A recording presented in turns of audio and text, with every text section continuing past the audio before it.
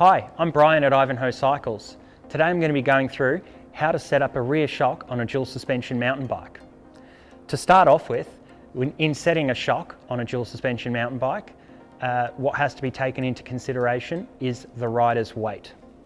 By rider's weight, what I mean is the weight the rider will be when completely kitted out and on the bike, not what they weigh in a bathroom. What we'll need is a shock pump. This is a specific pump that goes up to 600 psi. A standard bike pump is not necessarily rated for the pressures of a shock.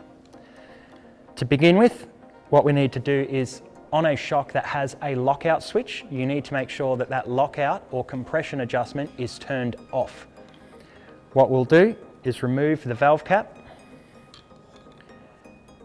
fit our shock pump to the valve,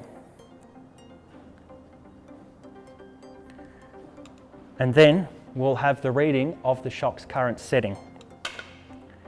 Now, to adjust this particular shock, the setting on this here in Australia would be your weight in kilograms plus an extra 100 psi. So for example, if I weigh 80 kilograms, we'd be setting it to 180 as a rough estimate, and then after a few rides, you'd be able to adjust if it's too soft or too hard. So we'll just give this a few pumps.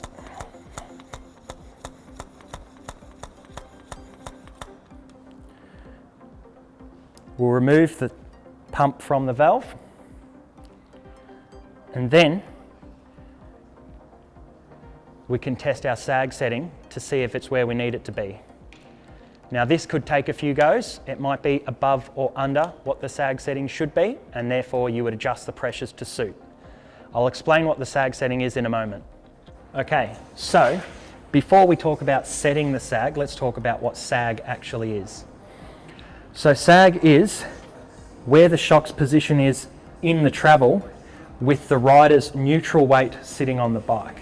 By neutral weight, I mean not bouncing around, it's just in a static position. It's just set on the rider being on the bike.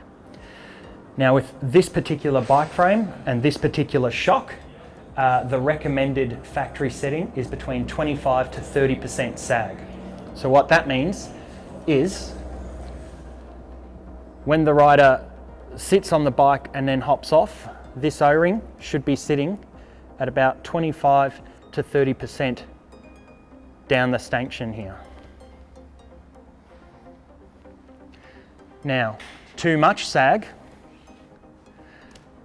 and that means you're not going to have enough travel when riding on aggressive trails. You're going to bottom out your suspension, which when this bottoms out, the seal passes under the end of the stanchion here.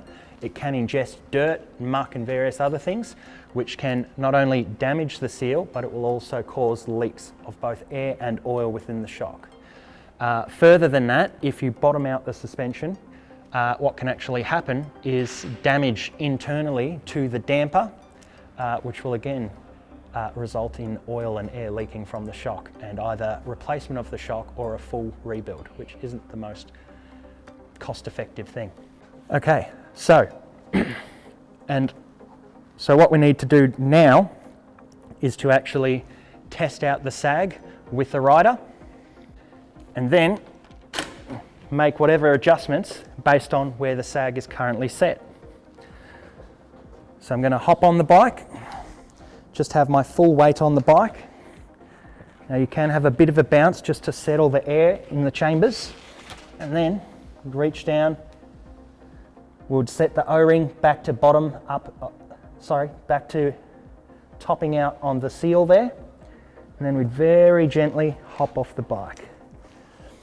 And what we can see there is I have too much sag, so it needs to have more air pressure.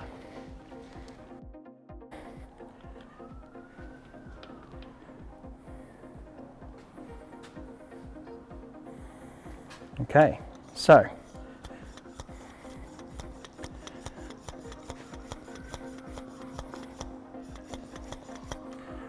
a few more pounds of pressure in that. And then we try again, bottoming the O-ring back up to the seal. All right, once again, going to sit on the bike.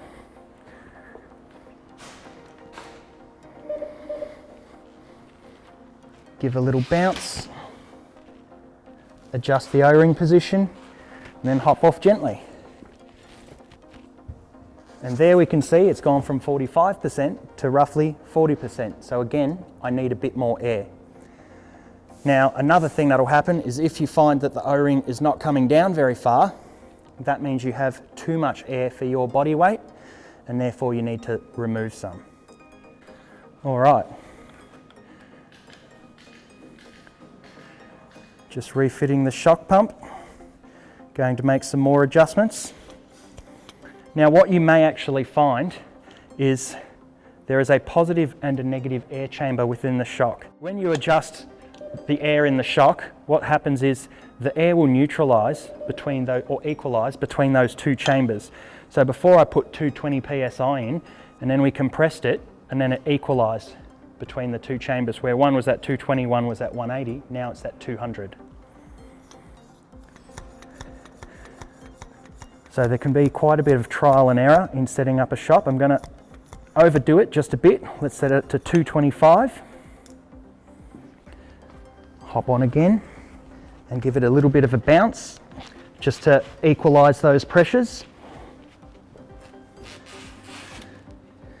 And then again, bottoming out that O-ring on the seal. That is, as you can see, sitting dead between 25 and 30% of the full travel of the shock. The next thing that we would want to set up is the rebound, which is done by this little red knob here. And what that will adjust is how quickly or how slowly the shock will return to its full length after a compression.